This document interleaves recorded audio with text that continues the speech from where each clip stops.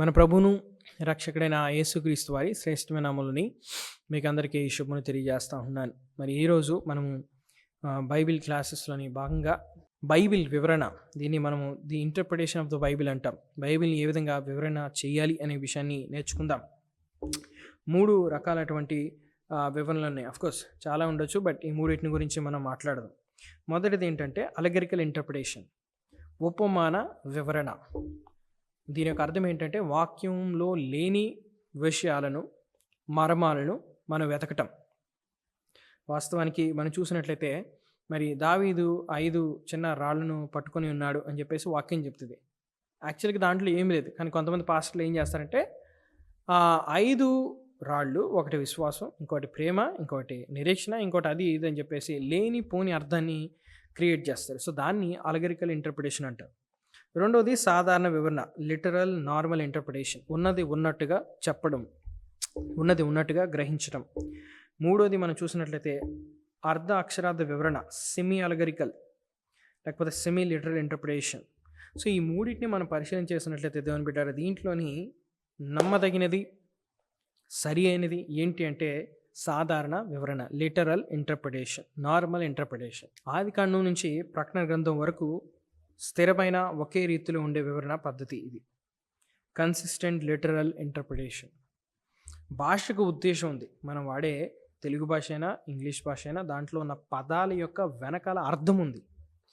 దీనిని నెరవేర్చాలంటే సాధారణ వివరణ పద్ధతి సరిపోతుంది. సో మనం భాషకు రెస్పెక్ట్ ఇవ్వాలంటే, భాష ఉన్నది ఉన్నట్లుగా దాన్ని మనం గ్రహించాలంటే లిటరల్ ఇంటర్ప్రిటేషన్ అనేది చాలా ముఖ్యమైనది, తర్వాత చాలా సరి అయినది. తర్వాత అక్షరార్థ వివరణ పాటించకపోతే ఖచ్చితత్వం కోల్పోతాం. ఒకవేళ మనం లిటరల్గా చదివిన వాక్యాన్ని మనం అర్థం చేసుకోకపోతే అక్షరం యొక్క అర్థం ఏంటనేది, మనం దాని యొక్క పర్పస్ ఏంటనేది, దాని యొక్క ఖచ్చితత్వం అనేది ఏంటనేది మనము కోల్పోతాం. నిజంగా ఆ యొక్క పదం యొక్క ఉద్దేశం ఏంటి, ఆథర్ ఎందుకు రాపించాడు, దేవుడు ఎందుకు దాన్ని పెట్టాడు అనే దాన్ని మనం కోల్పోతాం. ఇంకొకటి ఏంటంటే ఎవరికి ఇష్టం వచ్చినట్టు వాళ్ళు చెప్తారు. ఏంటంటే దేవుడు లోకముని ఎంతో ప్రేమించెను అనంటే నాకు ఒకలాగా అర్థమవుద్ది, ఇంకొకరికి ఇంకోలాగా అర్థమవుద్ది. అలెగరికల్గా ఆలోచిస్తే ఇంకొకరికి ఇంకోలాగా అర్థమవుద్ది. కానీ లిటరల్ సెన్స్లో మనం తీసుకుంటున్నా ఉన్నప్పుడు, సాధారణమైన మీనింగ్ మనం తీసుకుంటున్నప్పుడు అందరికీ ఒకటే అర్థము వస్తుంది.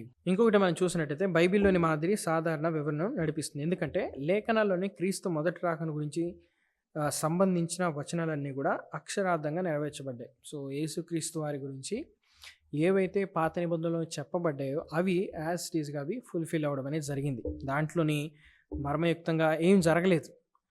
దేవుడు ఏమని చెప్పాడో, ఫర్ సపోజ్ యేసుక్రీస్తు వారు బెత్లెహేంలో జన్మిస్తారని మీకా రాసిన గ్రంథంలోని రాయబడింది. ఆయన అలాగనే జన్మించారు. ఇంకా యేసుక్రీస్తు వారు మన కోసం సెలవులో చనిపోతారని రాయబడింది. ఆయన అలాగనే చనిపోయాడు. యేసుక్రీస్తు వారు మరలా తిరిగి లేస్తారని రాయబడింది. ఆయన మరలా తిరిగి లేచాడు. సో ఏదైతే రాయబడిందో అదే విషయాలు నెరవేర్చబడ్డాయి. అక్షరార్థంగా, లిటరల్గా అవే విషయాలు నెరవేర్చబడ్డాయి. కాబట్టి మనం గమనించాల్సిన విషయం ఏంటంటే దేవుని బిడ్డలారా, దేవుని వాక్యాన్ని మనము సాధారణంగా లేకపోతే లిటరల్గా మనము అర్థం చేసుకోవాలి. దీన్ని మనము జరిగించేటప్పుడు కొన్ని సూత్రాలను, కొన్ని విషయాలను కూడా మనం గమనించాలి, గుర్తుపెట్టుకోవాలి. ఏంటంటే సందర్భమును ఆధారం చేసుకొని వాక్యాన్ని వివరించాలి. ఇదే మనం చాలా సందర్భాల్లో మిస్ అయ్యేది. కాంటెక్స్ట్ అనేది చాలా ఇంపార్టెంట్. కాంటెక్స్ట్ అంటే దేని గురించి మనం మాట్లాడుతుంటే, సందర్భం దేని గురించి మాట్లాడుతుంటే, వాక్యం అనేది ఒక ప్యాసేజ్ తీసుకున్నాం అనుకోండి, ఒక 10 వచనాలు తీసుకున్నాం అనుకోండి, ఆ 10 వచనాలని ఒక వచనం తీసుకొని దీని అర్థం ఇదే మనం కన్క్లూడ్ చేయలేం. పైన వచనం ఏం చెప్తుంది, కిందన వచనం ఏం చెప్తుంది అనేది మనం గమనించాలి. రెండోది వ్యాకరణమును ఆధారం చేసుకుని వివరించాలి. గ్రామర్ అనేది చాలా ఇంపార్టెంట్. అది పాస్ట్ టెన్స్ గురించి మాట్లాడుతుందా, ప్రజెంట్ టెన్స్ గురించి మాట్లాడుతుందా, ఫ్యూచర్ గురించి మాట్లాడుతుందా, లేకపోతే అక్కడ ఏం సంబోధిస్తుంది, ఏం తెలియజేస్తుంది అనేది కూడా మనం గమనించాలి. గ్రామర్ అనేది అందుకని చాలా ఇంపార్టెంట్.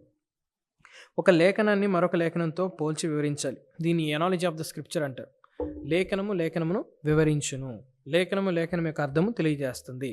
ఒకవేళ ఒక లేఖనం ఇచ్చి దాని అర్థాన్ని అక్కడ తెలియజేయలేకపోతే అదే లేఖనం యొక్క అర్థాన్ని ఇంకొక దగ్గర మనకు రాయబడి ఉన్నది. ఆ విధంగా మనం తెలుసుకోవచ్చు.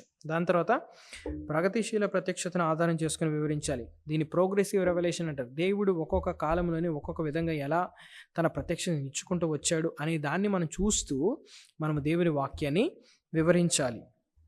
లేదనుకోండి మనం ఏమైపోతామంటే పాత నిబంధనలోని దేవుడు మరి పాప క్షమాపణ నిమిత్తము వారికి బలులు అర్పించమన్నాడు. ఒకవేళ అది ఎవరికి చెప్పాడు, అది చెప్పిన తర్వాత ఇంకేమైనా దేవుడు చెప్పాడా వాక్యంలోని అనేది గమనించలేకపోయారు అనుకోండి, ఈరోజు కూడా మనం ఏం చేస్తామంటే యేసుక్రీస్తు వారు చనిపోయి సమాజపడి తిరిగి లేచిన తర్వాత అంటే మన కోసం బలి అయిపోయిన తర్వాత కూడా మనం ఏం చేస్తామంటే ఇంకా బలులు చేస్తాం.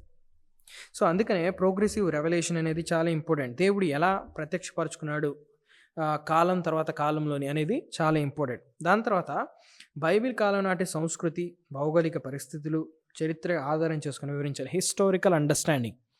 నిజంగా దేవుడు మరి మాటలు రాపించినప్పుడు పౌలు ఏ పరిస్థితిలో ఉండి కొరింథీ ప్రాంతానికి పత్రిక రాస్తున్నాడు, ఆయన ఏ ప్రాంతంలో ఉండి రాస్తున్నాడు, అక్కడ కల్చర్ ఏంటి అనేది కూడా మనం గమనించాలి. ఎందుకంటే ఫర్ సపోజ్ మనం చూసినట్టయితే రోమిలికి రాసిన పత్రికలోని మీరు ఒకరినొకరు ముద్దు పెట్టుకున్నాడు, పవిత్రమైన ముద్దు పెట్టుకున్నాడు అన్నాడు. సో అది కాంటెక్స్ట్ ఏంటనేది మనం చూడాలి, వాళ్ళ సంస్కృతి ఏంటనేది మనం చూడాలి. దాన్ని మనం ఈరోజు తీసుకుని భారతదేశంలోని మనం దీన్ని లిటరల్గా అన్వయించుకోవాలి, మనం కూడా అదే చేయాలి అని అంటే కనుక అక్కడ ఏమవుద్దంటే మిస్అండర్స్టాండింగ్స్ వస్తుంది. ఎందుకంటే మన సంస్కృతి వేరు. కాబట్టి మనం గమనించాల్సిన విషయం ఏంటంటే బైబిల్లో రాయబడిన విషయాలు దాని వెనకాల ఏమైనా సంస్కృతికి సంబంధించినది ఏదైనా ఉందా, లేకపోతే ఆ కల్చర్లో ఏదైనా ఉందా, వాళ్ళకి ఫస్ట్ సెంచరీని ఇది ఎలా అర్థమైంది అనే విషయాన్ని మనం గమనించాలి. కాబట్టి మనం గమనించాల్సింది ఏంటంటే హిస్టారికల్ ఇంటర్ప్రిటేషన్ అనేది చాలా ఇంపార్టెంట్. దాని తర్వాత లేఖనాలు సరైన రీతిలో అన్వయించాలి. లేఖనాలను మనం మన జీవితంలో అన్వయించుకునేటప్పుడు ఎలా పడితే అలా అన్వయించుకోవడానికి లేదు.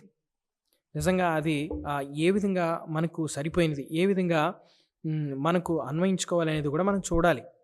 దాని ప్రకారము మనము బైబిల్ని మన జీవితంలోని పాటించవచ్చు.